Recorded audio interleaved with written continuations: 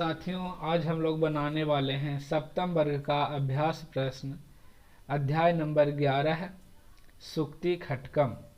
तो आइए इसके पहले प्रश्न को देखते हैं। पहला नंबर में दिया गया है संस्कृत में उत्तर दें, यानी जो भी प्रश्न संस्कृत में पूछा गया है उसका जवाब हमें संस्कृत में ही देना है। तो क नंबर में है कानी चक्रवत परिवर्तनते, यानी चक्के की तरह क्या घूमता है, क्या परिवर्तित होते रहता है। तो इसका जवाब होगा दुख हानि सुख हानि च चक्रवत परिवर्तनते, यानी दुख और सुख चक्के की तरह, पहिए की तरह परिवर्तित होते रहता है, घूमते रहता है। ख नंबर है विद्या अलंकृतः कः परिहर्तव्यः। इसका हिंदी है विद्या से सुशोभित होने पर भी किसे छोड़ देना चाहिए, किसका त्याग करना चाहिए। तो इसका जवाब होगा विद्या अलंकृतः दुर्जनः परिहर्तव्यः।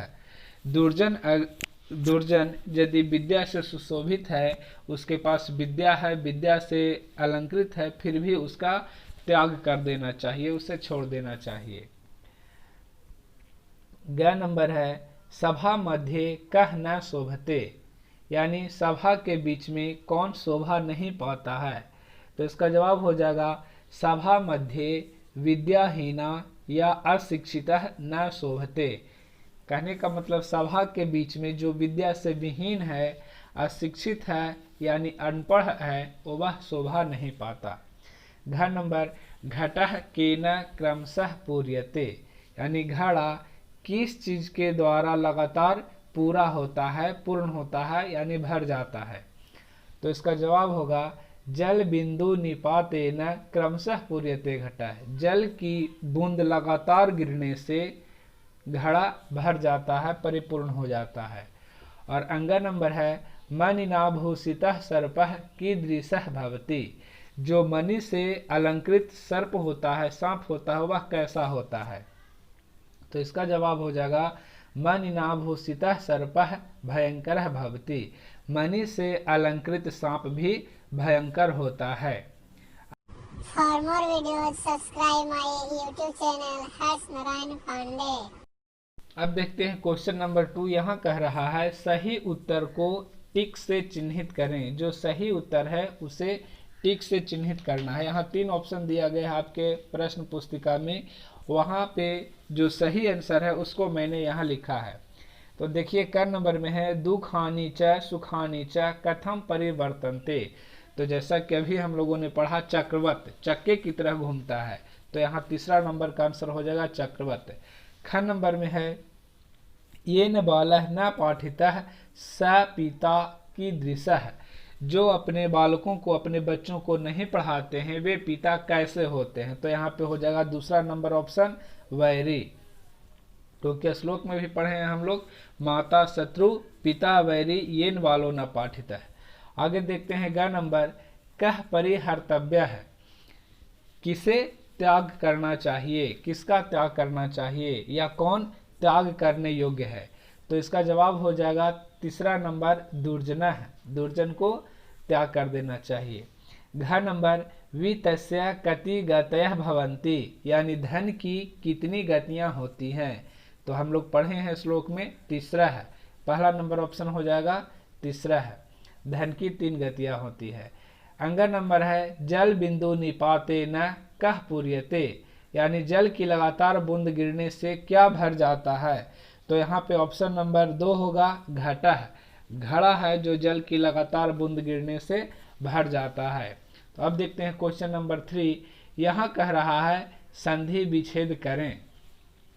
तो यहाँ संधि विच्छेद करना है विद्यागमः, इसका हो जाएगा विद्या जोड़ आगमः।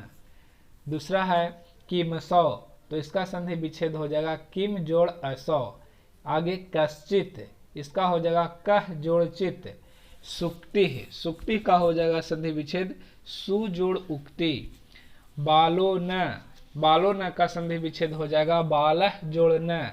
और अंत में है गतिर्भवति, इसका संधि विच्छेद हो जाएगा गति जोड़ भवति। अब देखते हैं क्वेश्चन नंबर 4। यहाँ कह रहा है निम्नलिखित श्लोक का भावार्थ लिखें। यहाँ एक श्लोक दिया गया है, इसका भावार्थ लिखना है। दानम भोगो नाशस्तिस्रो गतयो भवन्ति वित्तस्य यो न ददाति न भुंक्ते तस्य तृतीया गतिर्भवति। इसका भावार्थ होगा धन की तीन अवस्थाएं यानी तीन गतियां होती है। कौन कौन? दान, भोग और नाश। जो मनुष्य धन को न दान देने में उपयोग करता है और ना ही उस धन का उपभोग स्वयं करता है, तो उसके धन की तीसरी गति प्राप्त होती है, अर्थात वह धन नाश हो जाता है। अगर इसमें आप और कुछ लगाना चाहते हैं अपने मन से, तो इस वीडियो क्लिप को देखें और उसके बाद अपना आंसर स्वयं जोड़ सकते हैं। दानम भोगो नाशस्त्रिस्त्रो गतयो भवन्ति बीतस्य यो न ददाति न भुंक्ते तस्य तृतीया गतिर्भवति। यह जो श्लोक है वो कह रहा है कि धन की तीन गतियां होती है। पहला दान, दूसरा भोग और तीसरा नाश।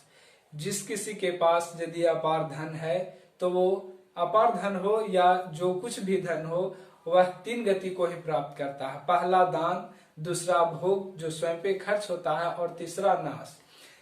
यो न ददाति न भुंक्ते। मनुष्य के पास यदि धन है तो सबसे पहले दान करना चाहिए। जैसा कि आप सुनते हैं कि जो बड़े बड़े लोग होते थे वो स्नान ध्यान करके पहले कुछ न कुछ दान किया करते थे, उसके बाद ही भोजन ग्रहण करते थे। आज भी ऐसा है, कहीं कहीं पे कुछ लोग करते हैं। तो वहीं धन है तो उसका पहला गति दान होना चाहिए और दूसरा स्वयं पे उपभोग करना चाहिए। अपने अपने परिवार वालों में उपभोग कीजिए और करवाइए। अगर कोई व्यक्ति ना तो पहला काम करता है, पहला गति यानी ना ही दान करता है और ना ही खुद पे उपभोग करता है, जिसको कंजूस कहते हैं ना किसी को देना है और ना ही स्वयं अच्छा से खाना पीना है या उपभोग में करना है, तो वैसे लोगों की धन की तीसरी गति प्राप्त होती है यानी वो नाश हो जाता है।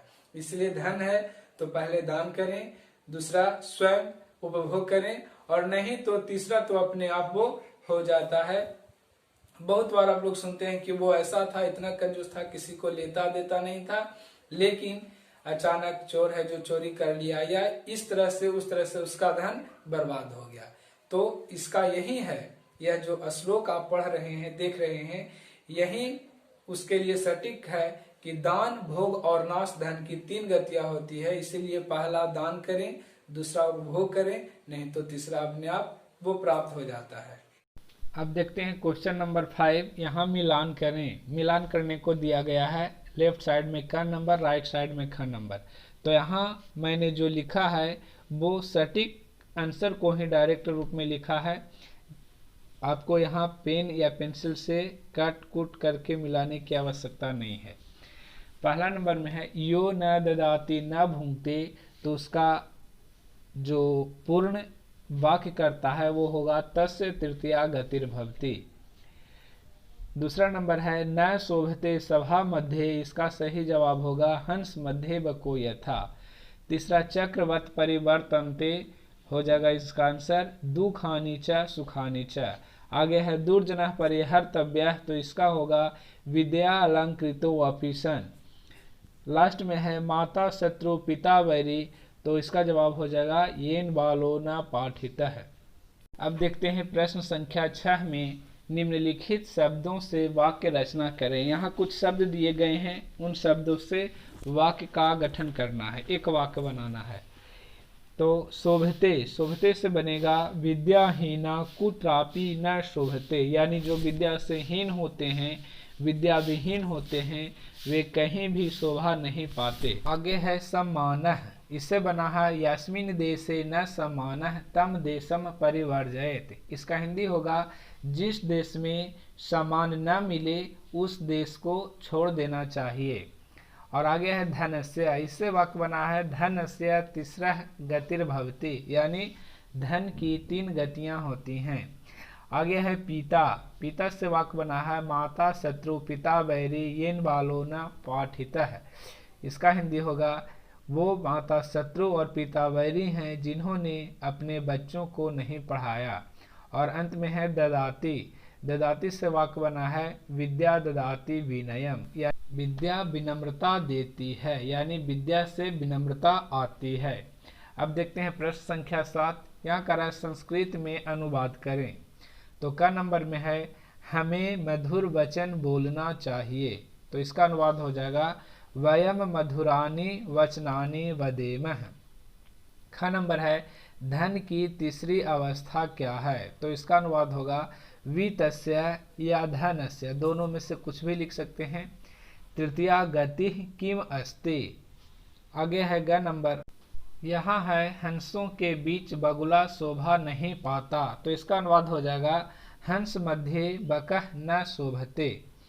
घ नंबर विद्या धीरे धीरे पूर्ण होती है, तो इसका अनुवाद होगा विद्या शनैः शनैः पूर्णम भवति।